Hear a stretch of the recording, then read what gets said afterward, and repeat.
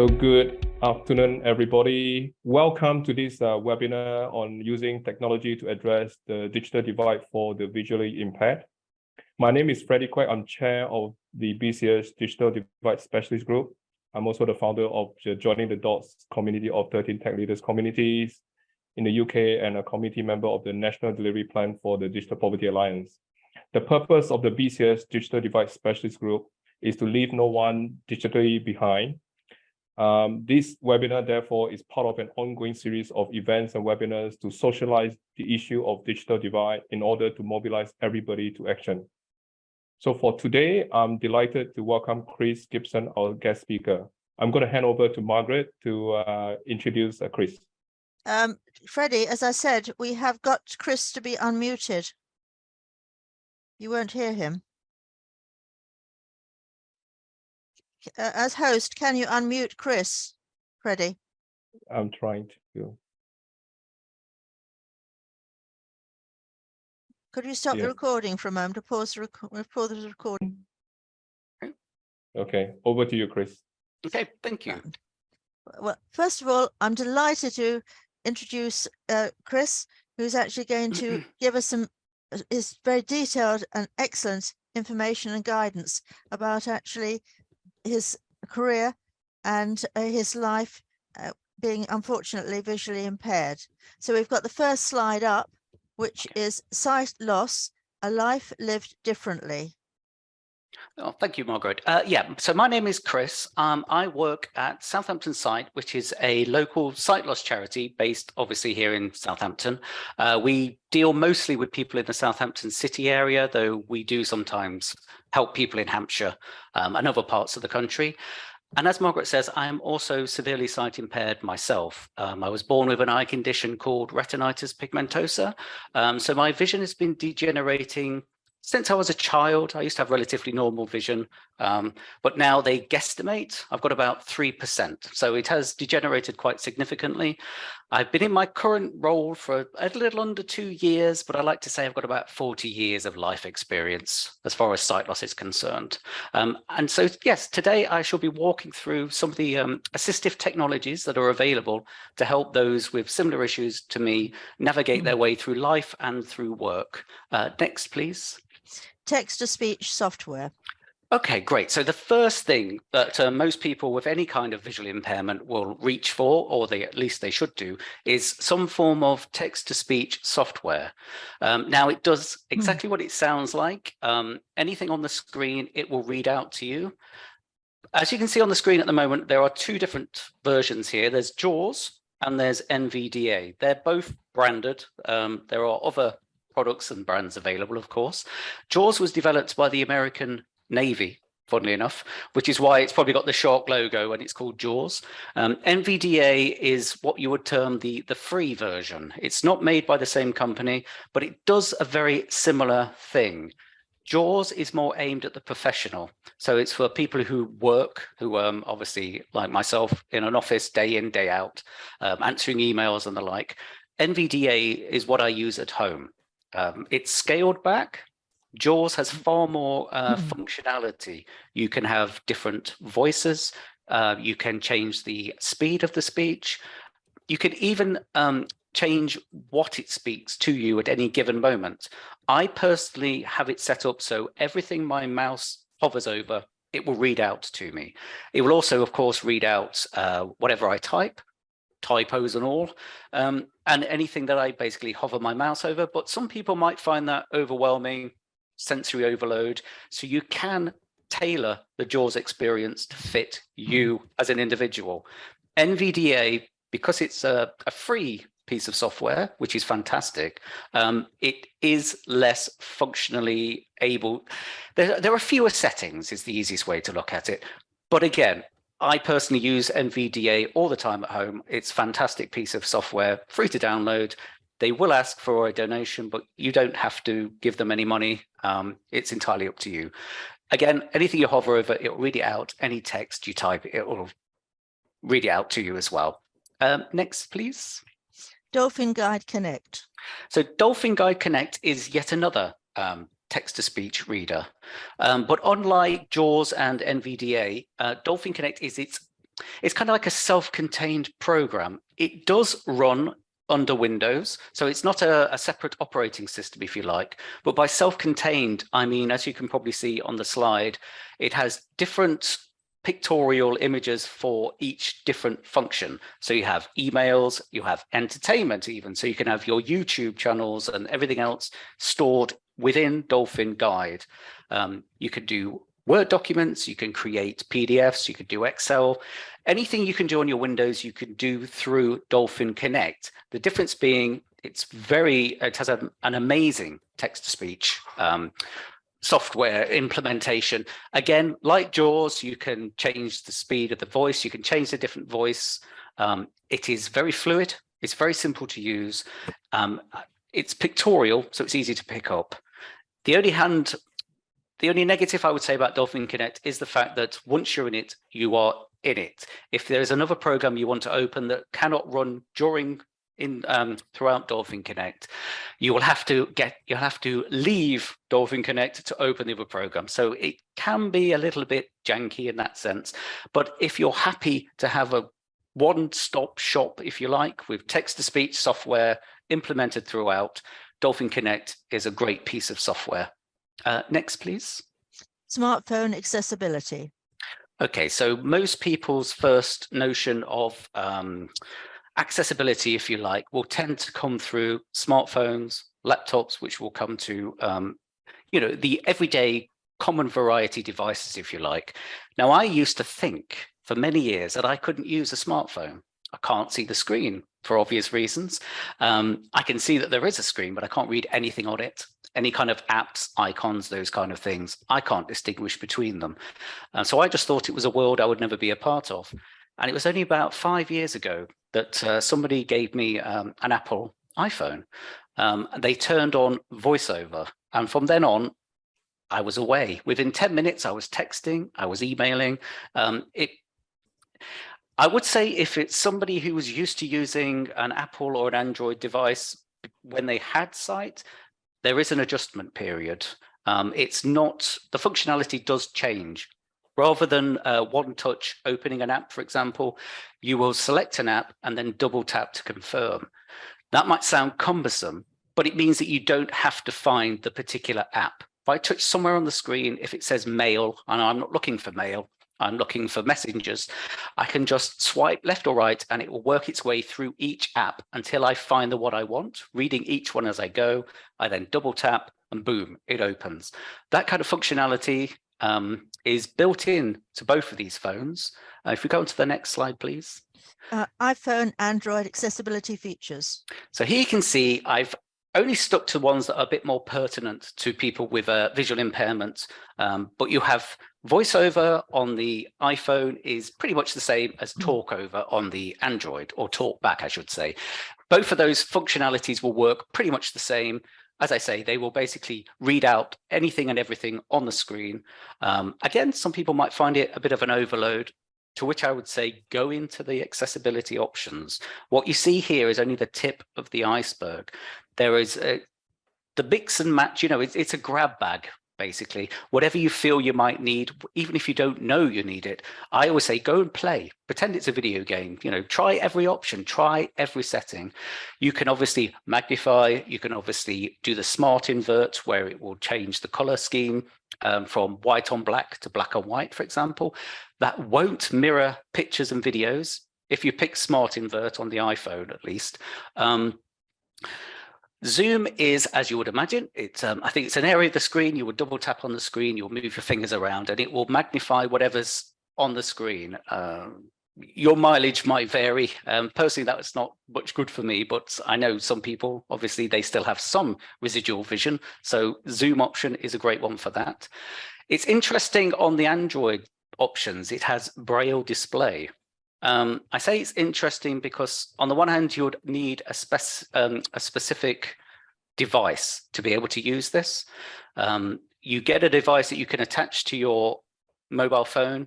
It will then translate everything on the screen into the dots that people feel with their fingers. So it will raise the dots out from this device. So yes, if you could read Braille, you could even read Braille from your mobile phone.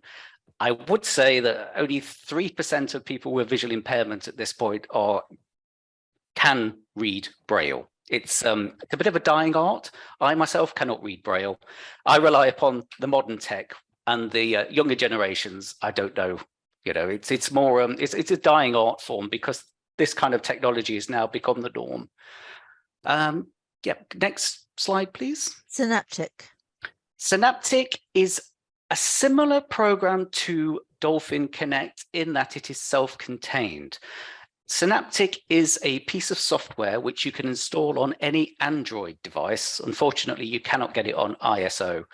As the slide shows, it simplifies the screen.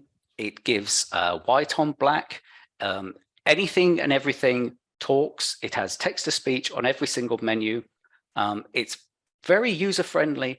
The settings, you can change how you react, how you interact with Synaptic is very much a personal thing. You can change it, you can even down to the minutest of details on how you select a particular app. You can either double tap as you would with an Apple or an Android, or you can have it where you keep your finger on the screen, it will read out anything and everything. When you find what you want, you lift your finger off the screen, it will open the app. You know, these apps are incredibly versatile. They are designed to be catered to the user's needs. I say day in, day out that it's horses for courses. And by that, I mean, you will find what works for you. And once you do, you won't look back. But these Synaptic, Dolphin Connect, self-contained, for those who are maybe smartphone shy, they're a great they're a great starter, if you like. And like I say, they're available. Synaptic is at least on any Android device. Okay, next slide, please. Laptop and PC accessibility. Okay. I mean, for the laptops and Macs in particular, whatever you can do on an iPhone, you can do on a Mac, you can do on an iPad. So as far as Apple is concerned, you know, their operating system is pretty universal. So everything that I've discussed about Smart Invert, VoiceOver, Zoom, all of those options are fully installed into all Apple devices out of the box. You might need help setting it up to get it so you can read the screen in the first place.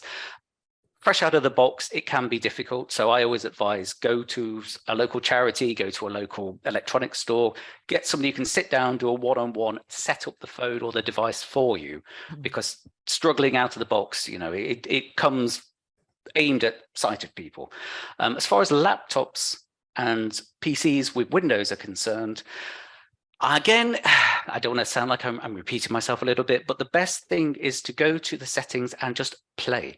There is a setting for everything. Again, you have Navigator, which is a built-in Windows text-to-speech reader. It's a pretty decent Windows text-to-speech reader. I personally don't think it is as good as NVDA, but again, I would recommend people try both and see what works for you. You can, of course, enlarge text, enlarge icons, invert colors, change the background color, whatever it is you want, put it into dark mode, which basically is high contrast mode of the old Windows. Again, for me, I find things like the magnifier are a fantastic resource. There are a lot of keyboard shortcuts, which I won't go into now, but one of my favorite is hold down the Windows key and use the plus or the minus buttons on the number pad. That will magnify whatever's on the screen. Wherever your mouse's cursor is, it will magnify, and it can magnify up to 50, 60 times. So it's a pretty amazing magnifier. I tend to use text-to-speech software mostly, but I do use the magnifier when it comes to trying to read or find phone numbers in emails, that kind of thing. Sometimes I find it a lot easier just to have a foot large numbers on the screen that I can read and get my way through. All I can do again is recommend that you guys go in and try. What might work for one person might not work for another. Visual impairment is a spectrum. No two people are the same. There is no one shoe fits all, or one hat fits all, I should say. So you really do have to try and see what works for you. Next slide, please. Splitter box. Now, I only bring the splitter box up because a lot of people think, well, how can you have JAWS? You're on reception. How do you answer the phone? That kind of thing. Well, what you do is you have what you can see in the picture, which is called a splitter box. It's a pretty standard piece of equipment. You connect it up. You connect your phone up to it, I should say, and then connect it also up to your laptop. It splits the audio. So in the one ear, I will be able to hear phone conversations, and in the other ear, I will hear whatever's going on my laptop screen.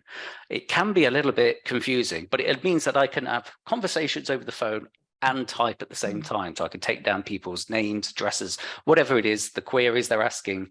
It allows me to do my job. It does take a bit of practice. It can be a bit like patting your head and rubbing your belly at the same time. But once you get used to it, again, it's just a fantastic resource. You know, I'm on reception here 2 days out of the 5 a week. So I'm meeting and greeting, I'm answering the phones, I'm passing people through. The splitter box allows me to basically work on a level as a sighted person. Next slide, please. Electronic magnifiers. Now, electronic magnifiers are, for me, a godsend. I think anybody with any kind of visual impairment, even anybody who's struggling with failing eyesight, we are an aging population after all. None of this needs to just be exclusively for those who are certified sight impaired or severely sight impaired. But electronic magnifiers are a godsend to me because I used to love to read. The one thing I missed more than anything was being able to pick up a book, open it, and just read from the beginning. You know, I was in my mid-20s when I could no longer read from a book directly. And I discovered back then what they call a CCTV reader, which is similar on the slide that you see to the far left, is similar to what a CCTV, what they used to call a CCTV. Mine looked like it had come out of the Ark. It had a CRT television. It was enormous. It weighed a ton. Thankfully, technology has come a long way. The one on the left that you see there, it's the size of a flat screen television. So it varies in size, but you're talking 30 inches, something along those lines. It has a camera mounted underneath and a tray underneath that, which is big enough to put any size book, any size newspaper, magazine, whatever you feel like reading will fit on the tray. They magnify up to about, again, times 50. You can invert colors as you can with the phone.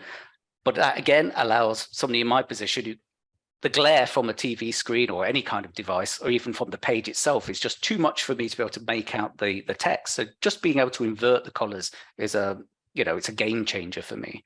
So that's the one on the far left. That one's not portable. That would be a home use reader only.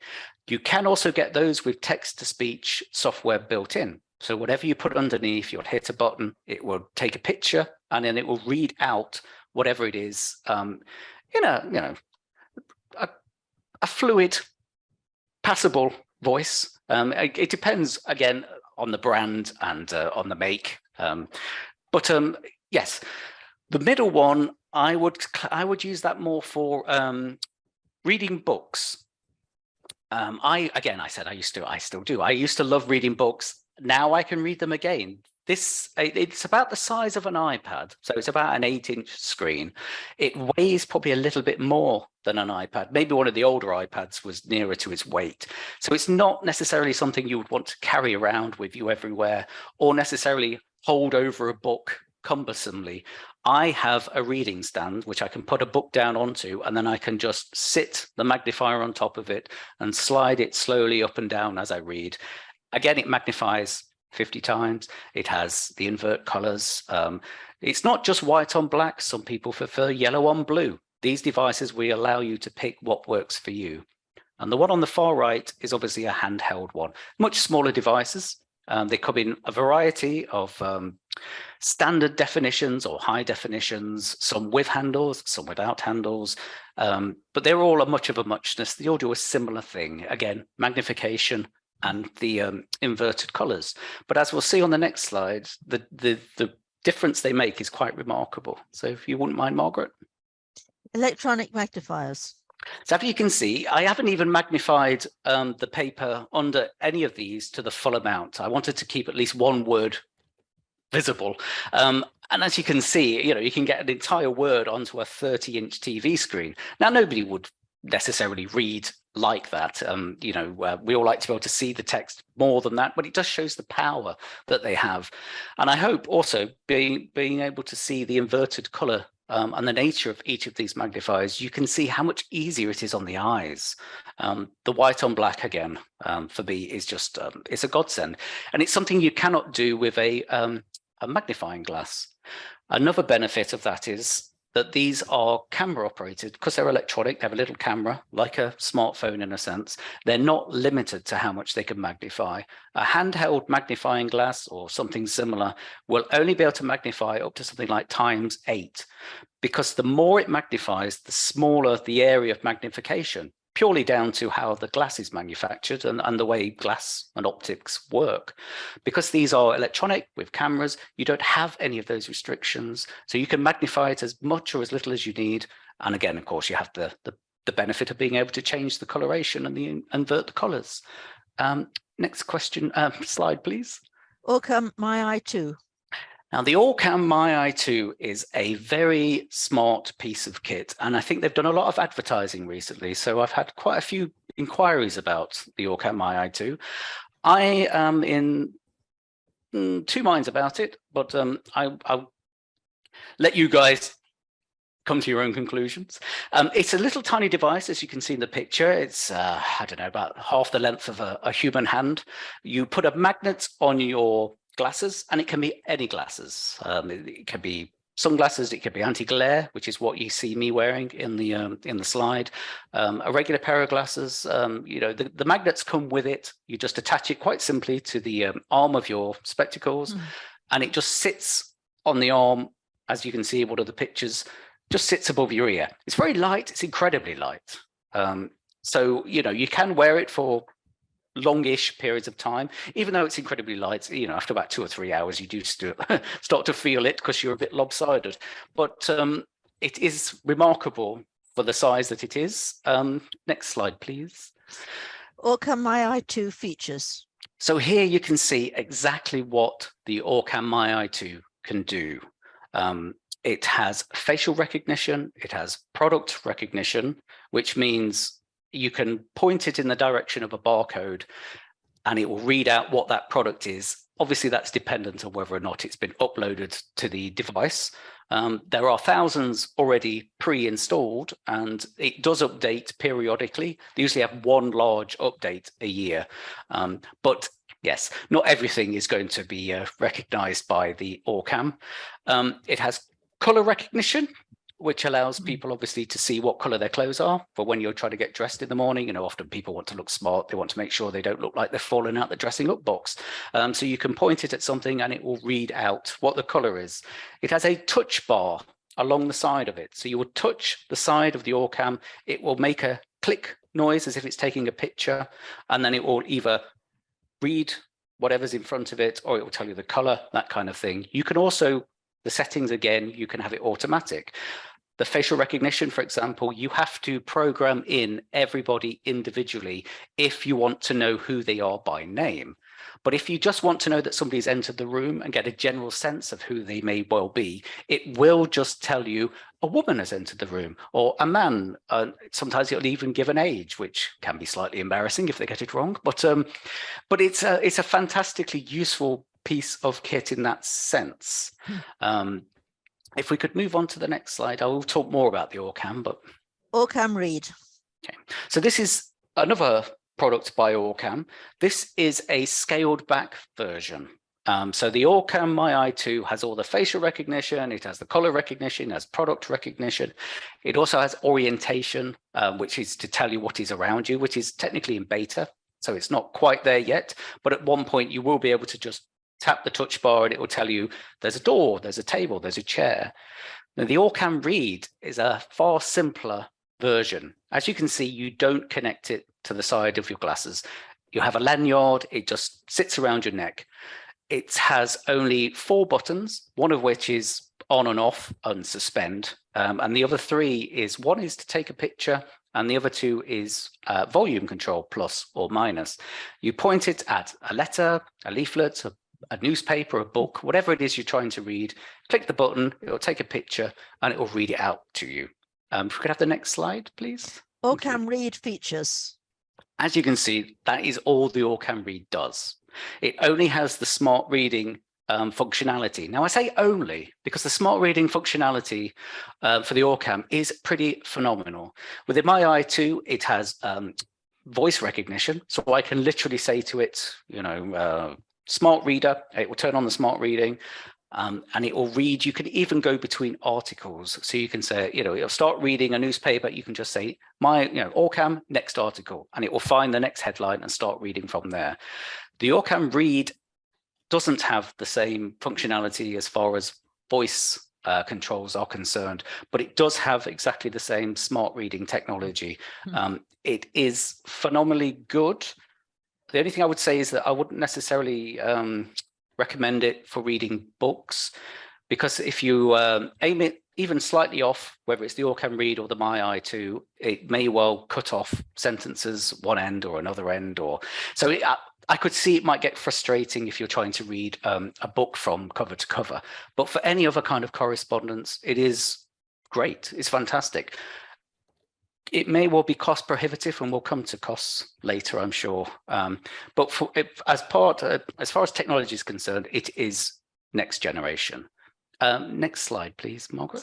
Access to work. Okay, so access to work. I've already mentioned costs. One of the things that you have to bear in mind when it comes to a lot of this technology is that it is pricey. We talk about the Orcam My i2, for example. That will set you back £3,400 for brand new Orcam My i2. The Orcam Read is £1,800. So it's half the price, but you only get the smart reading functionality. So these are not impulse buys. Access to Work is a government-led program where you can apply for a grant that you can then use, as you can see on the slide, to pay for equipment. You can pay for taxis to and from work, for example. You can pay for equipment that you use at home as well. It doesn't just apply to the workplace. You also can have a support worker. So, for example, I work here 35 hours a week. I have a support worker who works with me for 35 hours a week. He is paid via Access to Work. So I have my grant, which pays his wages. The grant, you can use it pretty liberally, but once you're given the grant, once it's gone, it's gone. So you'll be given a certain amount, which is intended to last, in my case, for the next 2 years. I could just blow it all in a month, but then I would have no money left to pay for my support worker, for example. So yeah, you have to use it wisely. But Access to Work will also pay for your equipment. You know, the Orcam My i2 that you saw is my Orcam, but I didn't pay for it myself. I got it through Access to Work. So they will assess your needs, and they will also ask you what you feel you need, because obviously nobody knows you better than yourself. If you could make a good case for any of this technology, they're more than happy to pay for it. I've had the Orcam My i2. I have a special curved, large, wide, ultra wide monitor that I also got from them, and JAWS, which is, again, in itself, if you were to buy the text-to-speech professional JAWS, it's around £1,500 for a license. So again, not cheap, but Access to Work is the way to go. Next slide, please. Support. Okay, so basically, that was a rather scaled back version, if you like. There are a lot of different assistive technologies. There are a lot of different settings with those technologies, and the cost is it can be quite extreme, or not extreme, but it's not cheap. So what we suggest at Southampton Sight, we have what we call a resource centre. Everything you've seen in all these slides, we have here on site, and we make appointments for people to come in and they can try before they buy. Now, they don't buy from us necessarily. We're not a shop. We are obviously a charity. It just allows people to have hands-on time with these devices. If I go through some of the prices of some of the other things we've looked at today, you'll understand why. With the electronic magnifiers, for example, the large one, the one that looks like a flat screen TV, you're talking £2,000 probably minimum. If you get one with text to speech software, that could easily put on another £1,000. So you could up to £3,000. The mid-range, the middle one, which I use for books, the one you see on the slide is mine. That's about £770. And the handheld one is the one you see in the picture there is about £350. Now, they do obviously vary. There are many different manufacturers, so there are many different price ranges. The handheld portable electronic magnifier, for example, you can get as low as about £110 all the way up to £2,000. So, you know, not everything is out of the reach of the average person, but I still strongly suggest that if there's anything that's taken anybody's fancy here today, or anything they think might be useful, find somewhere, whether it's a local charity or a local shop, that will allow you to try it out first. But you do not want to be paying these kind of prices for something that then just sits in a drawer, which does happen, unfortunately. So you can contact me or Southampton Sight through the email, as you can see on the screen. Always happy to answer any kind of questions. You don't have to be in the Southampton area to send a question through email. Personally, I'm more than happy to help anybody I can. There's also a phone number there as well. So if you want a direct conversation about anything, or you have any further questions, or maybe I've skirted over something that you'd like more information about, please, by all means, get in contact. More than happy to help in any way possible.